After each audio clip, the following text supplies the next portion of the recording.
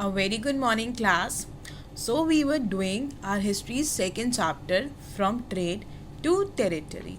Now, today we will discuss the topic setting up of a new administration. Means how British are going to set up a new administration. Okay, so talking about Warren Hastings, class, he was the Governor General. Okay, Britishers ने India में governor general बनाए थे and Warren Hastings was one of them and he played a very significant role in the expansion of powers means he played a vital role very important role in the expansion of company power. ठीक है, जो company में power थी उसमें उसको expand करने में he played a vital role. By his time, the company had acquired power not only in Bengal but also in Bombay and Madras.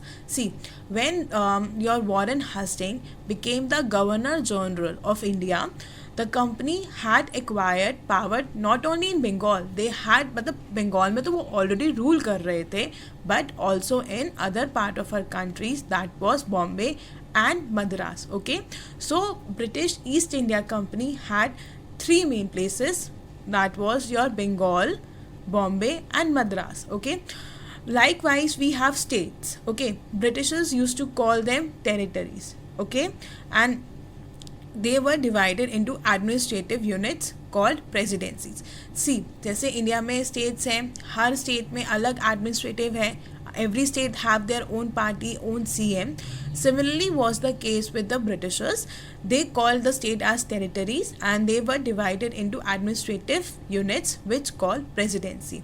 Okay, and during that time there were three presidencies, your Bengal, Madras and Bombay. Okay, तो पहले के time पे Britishers के time में India में three presidencies थी.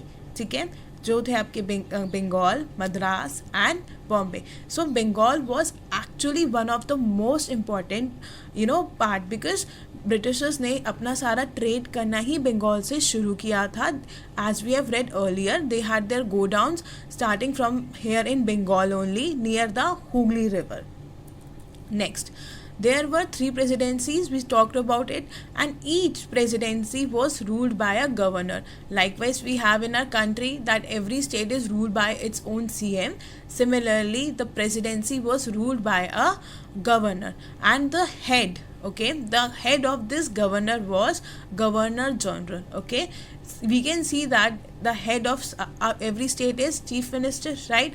But the supreme head of the entire country is our prime minister. So similarly, the head of the each presidency is the governor, but its supreme, okay, is the Governor General, and that was Warren Hastings. He was the first Governor General of Bengal and he made certain reforms. Okay, उसने कुछ reforms किए थे. In which field? In the field of justice. Justice means law. Okay, he introduced a new system of justice and establishes. उसने एक new system justice का introduce किया और उसी को इस्टेब्लिश किया था and in the year 1772. And now we are going to see what was that system was. See, every district, okay, has two codes. Number one is your criminal code, which we call at forgery code, adalat. Adalat means code, and another one is civil code that we call as Diwani Adalat. Okay, so in criminal code we discuss all the matters related to criminal like murder, rape and all. We discuss the matters in criminal code, whereas is in your civil code we discuss about your property disputes, property को लेके झगड़ा होना, home molestations and all is discussed in the civil codes. Now the problem was arising of the laws. So what the Britishers did, they called Maulvis and Hindu Pandit. Okay, Maulvis because of Muslims and Hindu Pandits because they know about Hinduism. Now what they used to do, they used to interpret Indian laws. जो Indian laws लिखे गए थे हिंदी में, वो Britishers को तो हिंदी पढ़नी नहीं आती थी. So they use to interpret, they use to tell Britishers that this contents this type of Indian law. Okay, for the European district collectors who preside over civil courts. Now they had district collectors, and district collectors were the head of the civil court. Okay, and जो criminal courts थे वो अभी भी काजी means जज, ठीक है, उसके under था. And the mufti means lower than a जज, but he tells all the laws, and both were under the supervision of the collectors. During that time we can say that collector has a great value because he used to supervise. So now we will see some of the glossary. Qazi we talked means a judge. Okay, mufti is the lawmaker, he administrates the law. Okay, and impeachment means removal. So we have talked about the term Qazi and Mufti. In the coming slides we will be talking about the term impeachment. Impeachment क्या हुआ, किसका हुआ, and कैसे हुआ. Now see, this happens that when Warren Hasting, जो आपका governor general of India था, Warren Hasting, वो जब ब्रिटेन वापस किया, ठीक है, इन 1785 में, उसको Edmund Burke was a person, उसने एक्यूज मतलब इल्ज़ाम लगाया था कि अगर जो भी बंगाल में मिस गवर्नमेंट है, मतलब जो प्रॉपर रूल नहीं हो पा रहा बंगाल में, वो उसके लिए रिस्पॉन्सिबल है.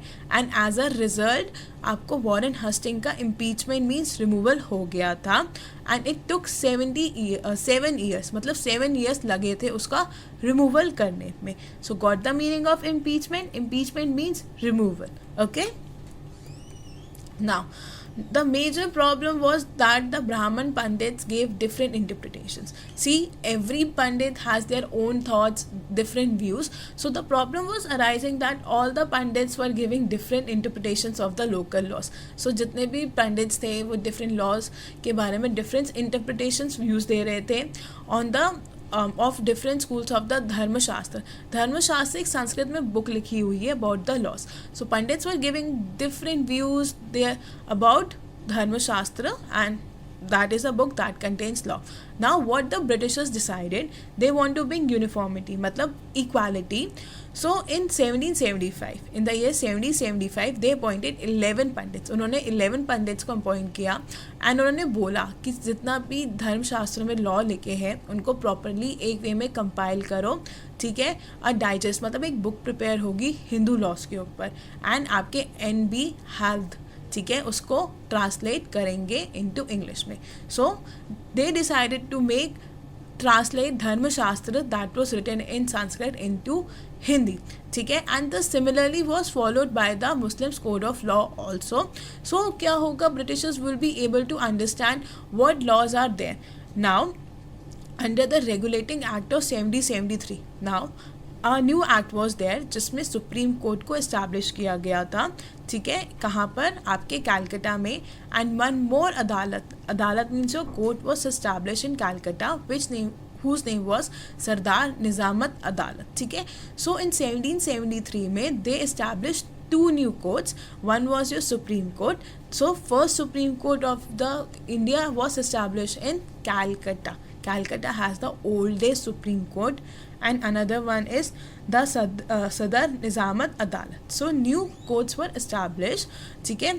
Adalat was also established at Calcutta. So both of them were established in Calcutta, and the main figure, okay, the most important person of this was your collector. Okay, so collector was the most important person during that time. collector के पास सबसे ज़्यादा power होती थी. He was the principal figure, मतलब वो बहुत ज़्यादा वो बहुत ज़्यादा पावरफुल था. अब as the name collector suggest, जैसे आपका नेम कलेक्टर बताता है, उसकी जो मेन जॉब थी वो थी टैक्स कलेक्ट करना, रेवेन्यूज़ देखना, और ये देखना कि लॉ और ऑर्डर डिस्ट्रिक्ट में प्रॉपर मेंटेन हो रहा है या नहीं, विद द हेल्प ऑफ जजेस, police officers and darogas. So what was his work? To see that the law, ठीक है, टैक्सेस सब प्रॉपर वे में वर्क हो रहा है या नहीं. अगर नहीं होता तो पनिशमेंट फिर दी जाती थी. एंड जो उसका ऑफिस था became the centre of power. Obviously because जब कलेक्टर के पास इतनी पावर होगी तो उसका जो ऑफिस होगा that was the centre of power, and replaced the previous authorities. जो पहले अथॉरिटीज़ थी उनको कलेक्टर ने रिप्लेस कर दिया था. Now what happened? Colonial rule in India brought in some new ideas. अब जितना भी ब्रिटिशर्स ने इंडिया में रूल करा, उन्होंने एडमिनिस्ट्रेशन वे में न्यू रिफॉर्म्स किए एंड उन्होंने मिलिट्री को भी रेस्ट करने को बोला था. मिलिट्री को भी they are going to strength up now. So generally what happen, जो मुगल की आर्मी थी कंपोज ऑफ कैवलरी, मीन्स जो ट्रेन सोल्जर्स होते हैं जो हॉर्स पे बैठे होते हैं उनको हम कैवलरी बोलते हैं. और इन्फेंट्री होता है जो फुट पे सोल्जर्स चलते हैं, जो पैदल सोल्जर्स चलते हैं उनको हम इन्फेंट्री बोलते हैं. सो these people, your cavalry and your infantry were given archery trainings, ठीक है, जिससे उनका निशाना अच्छा से लग जाए एंड उनको स्वॉर्ड मतलब तलवार चलाना भी सिखाया था. अब तक कैवलरी जो घोड़े पे बैठे हुए लोग होते हैं उनको डोमिनेट थी because they had more power, ठीक है. एंड तब के टाइम के स्टेट पे इतना नहीं फील होता था कि जो पैदल चलने वाले लोग हैं उसकी, तो ठीक है. सो जो भी थी, जो आपके उस टाइम पे cavalry was more dominated and उनको प्रोफेशनली ट्रेन किया गया था. अब the rulers area had a large number of arm peasants. जितने भी हमारे रूरल एरियाज़ थे, जैसे आपके विलेज थे, उनके पास आर्म फोर्सेस बहुत थी. एंड जो लोकल ज़मींदार थे उनको मुगल्स पैदल सोल्जर्स मतलब इन्फेंट्री वाले सोल्जर्स प्रोवाइड करते थे. अब चेंज आया कि कौन सी सेंचुरी में, a change occur in 18th century. अब जो आपके मुगल्स ने देखा कि states like Awadh and Banaras, उन्होंने पीजेंट्स को लेना शुरू करा, ठीक है, अपनी आर्मीज़ में, जिससे उनकी आर्मी ज़्यादा स्ट्रॉन्ग हो एंड उनको प्रोफेशनली ट्रेन करना शुरू करा था. सो ना East India company also thought to adopt more and more people in their army. सो उन्होंने भी सेम करना शुरू करा, उन्होंने भी रिक्रूट्स करना शुरू करा, जिससे उनकी आर्मी बहुत ज़्यादा स्ट्रॉन्ग हो. और जो जिनको हम वो अडॉप्ट कर रहे थे या ले रहे थे उनको हम सिपाही आर्मी बोलते थे, ठीक है, जो सिपाही वर्ड से आया था जिसका मतलब होता था soldier. So these people were known as sipahi army. Now technologies introduce हो रही थी, ठीक है, तो कैवलरी की रिक्वायरमेंट भी इतनी ज़्यादा डिक्लाइन हो गई क्योंकि नई टेक्नोलॉजीज़ यूज़ हो रही थी, गन्स का इंट्रोडक्शन हो गया था, इन्वेंशन हो गया था, तो तब कैवलरी की भी यूज़ डिक्लाइन हो गया था. अब दिस इज़ बिकॉज जो आपको ब्रिटिश एम्पायर था, जो आपकी ईस्ट इंडिया कंपनी थी, ब्रिटिशर्स थे, वो ऑलरेडी फाइट कर रहे थे बर्मा, अफगानिस्तान एंड इजिप्ट में और टेरिटरीज लेने के लिए. वेयर जो सोल्जर्स थे उनको मस्केट्स एंड मैच लॉक्स, ये लोग ये गन्स की टाइप है, वो ऑलरेडी यूज़ कर रहे थे. तो the soldiers of the company army had to keep pace with the changing military requirements. तो जो भी आपके सोल्जर्स थे उनको ये इतना आइडिया होना चाहिए था, वो कोप अप कर सकते थे जो मिलिट्री में चेंजेस हो रहे थे. And its infantry givens now became more important. So जो जितने भी इन्फेंट्री मीन्स पैदल सोल्जर्स वो ज़्यादा इंपॉर्टेंट बन गए थे. In the early 19th century the British began to develop a uniform military culture. अब क्या हुआ, क्लास ऑफ 18th सेंचुरी में उन्होंने नए वेज अडॉप्ट करने शुरू करे, तो उन्होंने 19th सेंचुरी में डिसाइड कर लिया था एक प्रॉपर एक ही वे होगा यूनिफॉर्म मिलिट्री कल्चर का. There have one way that is a proper uniform culture, एक कल्चर होगा. Now talking about some of your glossaries, savar means men of horses, muskets a heavy gun, it's again type of a gun only that was used by infantry means पैदल चलने वाले soldiers से. Matchlocks was a type of a gunpowder, okay. So moving further, now soldiers were increasingly subjected to European style. So जो soldiers की training थी उनको बहुत hard training दी जा रही थी, उनको डिसिप्लिन सिखाया जा रहा था, ठीक है. एंड जो caste and community was always there in our country.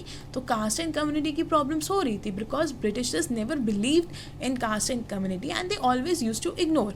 They were more for the professional, they always wanted to look for something professionalism. So they never bordered about individual feelings, about their caste, their religions.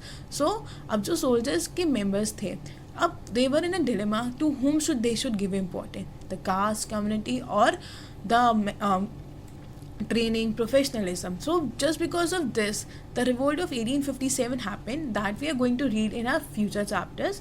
So I hope आपको आगे conclusion बताते हैं क्या था. सी as we know, जो आपके British East India company थी वो एक ट्रेड करने की पॉइंट ऑफ व्यू से आई थी and now they had territorial power. मतलब अब नाउ उन्होंने इंडिया में बहुत ज़्यादा पावर ले ली थी, उनकी मेजॉरिटी टेरिटरीज थी.